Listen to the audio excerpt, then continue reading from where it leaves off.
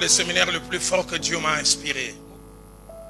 L'infidélité conjugale, le divorce et le remariage dans l'église de mon pays. Chaque soir, il y avait 12 000 personnes. Quand on a fini, chaque matin, mon épouse et moi, on venait à 6 h, des fois on restait jusqu'à 22 h à boire des entrées. Je vois le mercredi, après qu'on ait fini les séminaires, vendredi, un homme, un médecin qui prie dans une église de la place. Il rentre dans mon bureau en pleurant. Je suis marié depuis 18 ans. Mais ça fait 7 ans, je triche avec une sœur qui est ici à Philadelphie. Il dit, vendredi, quand tu as prêché, tu as dit les hommes qui ne veulent plus tricher, qu'ils s'avancent. Et je me suis avancé en pleurant. À 22 h, elle m'appelle et dit, quand j'entends ça, j'ai dit, nos églises, des fois, on dit, on a 12 000 membres, 14 000 membres, mais on tous en a battu en dengue. Le monsieur se met à pleurer. J'ai avoué cela à ma femme hier. J'arrive pas à la convaincre. Je lui ai demandé de venir. Est-ce que tu peux nous recevoir, nous deux? Je le prends les deux, on commence à parler. Je dis, mon frère, qu'est-ce que toi tu as décidé? Et je dis à ma soeur, calme, mais pasteur, en tout cas, on a boutique. J'étais là, je dis, on a bon de la bétaillé. Rébellion. Jeune fille, jeune femme, viens à l'église, mais tu es un bureau de quelqu'un. Tu es entretenu par quelqu'un. Tu sais que c'est pas bon, on prêche, mais si je laisse, je vais vivre comment? C'est lui qui m'entretient. Une jeune fille qui était dans cette position, je lui ai parlé, dit, sans lui, je ne peux vivre. Je lui, avant lui, tu vivais, et après lui, tu vivais. Cette scène que nous avons vécue, jeune pasteur de Laborde, on allait prêcher à un monsieur à Lupin. Il m'a regardé et dit, je crois au Dieu de Laborde, même si je ne viens pas. Parce que je connais une fille, lui-même, il en parle, il dit, je l'ai ramassé à Selemba, je l'ai nettoyé. Je l'ai fait habiter à ma campagne. Il y a au moins 4 travailleurs. Et en voyageant en Europe, des fois en jet privé. Jamais compris. 3 mois après qu'elle ait entendu la parole de Dieu à Laborde, elle est venue remettre les clés de voiture et tout ce qu'elle avait. Elle est retournée dans son Selemba. Des fois, j'ai tendance à dire, où sont les conversions radicales d'autrefois? Et je m'énerve aussi quand je trouve des pasteurs qui donnent comme conseil, là où il y a un feu, là où il y a un feu, on ne sortira pas avec élégance. Le plus important, c'est de se sauver. C'est la deuxième catégorie des rebelles pour lesquels Dieu m'a dit, viens parler. Jeune fille, je te regarde avec dédain qui te dit chrétienne, mais tu voles les maris d'autres. Et tu viens à l'église. Tu sais que c'est pas bon. J'ai entendu une me dire, parce que souvent qu'on appelle Singaya, dans la boutique. Dieu, des fois, vieux que tu lâches, lui va te donner. Premièrement, dans la rébellion, refuser de répondre à l'appel de Dieu. Deuxième notion de la rébellion que Dieu a placée dans mon cœur. Tout en étant chrétien, continuer à faire quelque chose, amener un style de vie que Dieu répond. Je suis né en pleine rébellion. Papa n'était pas au village, j'étais déjà à Léopoldville à l'époque. Et quelques jours après, les rébellions ont attaqué le petit coin où ma mère et ma grande soeur et les autres étaient. J'avais à peine 3 ou 4 semaines. Elle a dû fuir avec moi dans la foule. Il semble que j'ai fait une infection du cordon ombilical. Il y avait gonflé. Je pleurais tellement que tout le monde l'a fouillé. Parce qu'avec les bruits, on pouvait identifier que les gens étaient à tel endroit. Elle a dit un soir, je pleurais tellement, et je faisais la fièvre. Elle m'a dit, c'est pas impossible que tu as fait du 40. Au moment où elle a vu mes yeux se retourner, elle a laissé son premier garçon qu'elle venait d'avoir après sa première fille. Parce qu'elle ne voulait pas voir son fils mourir. Ce bébé criait, puis s'est arrêté. Mais avant que le bébé ne s'arrête, elle a fait une prière. Seigneur, à cet endroit, il n'y a ni hôpital, ni médecin, ni piqueur. Elle a fait une prière que Dieu lui a rappelé à prier. Seigneur, si tu sauves cet enfant, je te l'ai consacré. Si tu sauves cet enfant, je te l'ai consacré.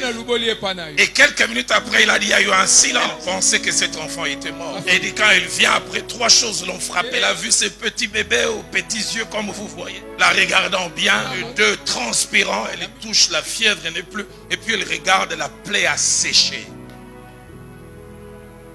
Elle m'a dit, elle a gardé cela. Je grandissais quand je faisais mes 1001 coups. Elle me rappelait, Roland, toi tu étais consacré à Dieu. Quand j'ai eu mes 17 ans, à un moment, j'ai voulu me trouer l'oreille pour porter des boucles d'oreille. Des fois, quand on a connu ça, on a au moins on est dans le je vais vous relater une de mes folies de la journée. Certains ne vont pas y croire. On avait une émission de musique à l'époque. Papa Kalipé se souvenir. Kin qui est ce qui est devenu après Kin Show. Demande à ton voisin, tu connais le Koukou Samp. Et ce jour-là, c'était en 81. C'est Papa Wemba qui avait chanté. Il avait porté un pantalon qui s'arrêtait là. Et sa chaussette blanche s'est montrée. On appelait Ungao. Et la nuit du dimanche à lundi, mon pantalon s'est raccourci. Je devais adapter ma tenue par rapport à celui qui était mon idole de l'époque. Le bus scolaire nous faisait descendre jusqu'à l'entrée de la tête de la Gombe. Mais ce jour-là, j'ai demandé qu'on me fasse descendre à l'entrée. Parce que j'avais mon pantalon là. Et quand on m'a fait descendre, j'ai commencé à marcher. Et je vois encore comment toute l'école criait « Ekoumani ».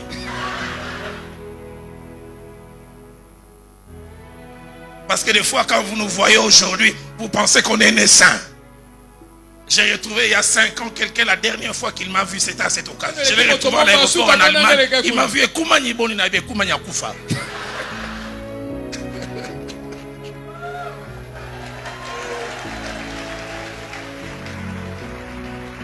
J'en parle pour dire répondre à l'appel de Dieu n'est pas facile. Et ça amène certains à être rebelles. Répondre à l'appel de Dieu, c'est quelquefois désormais vivre par la foi. Avoir eu un travail, un gagne-pain et puis redevenir étudiant à l'Institut biblique. J'en parlerai tout à l'heure vers la conclusion. L'un des plus grands bonheurs, c'est pas avoir l'argent, c'est de faire ce que Dieu veut. L'argent n'est pas tout. Troisième chose dans la rébellion, c'est continuer à mener un style de vie pas conforme. Fait d'être enfant de Dieu. Enfant de Dieu, ayant des responsabilités. Mais j'utilise moins ces termes. Mais ivrogne. Ivrogne. Accro à l'alcool, accro au vin. Enfant de Dieu. Serviteur de Dieu. Mais trichant au travail. Là où tu travailles aux impôts, DGI, DGRA, tu fais des vrais faux, des faux vrais. Pasteur, tout le monde le fait. Policier de roulage ne vivant pas de son salaire, tricheur avec des infractions qui n'existent dans sa tête. Ça me rappelle cette scène que j'ai vécue. Je suis sur le boulevard du 30 juin, ça rentre pour aller vers Photogui. À 8 mètres, j'ai clignoté. Et je vois un monsieur qui se...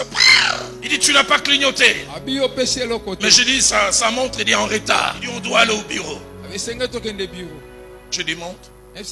Et quand il est monté, j'avais une Bible. Et quand on commence à démarrer, il me dit, tellement, je dis, pas, je dis, on n'a pas été toqué. Il dit, je dis, on n'a pas été toqué. Il dit, pasteur à la borne, hein? Il dit, pasteur Téléma, au clignota qui n'a eu.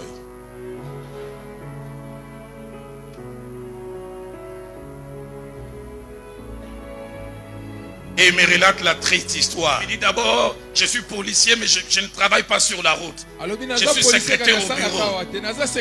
J'ai demandé à mon chef, il est midi, j'ai faim. Il dit, n'a tenu nos okufanza la bima.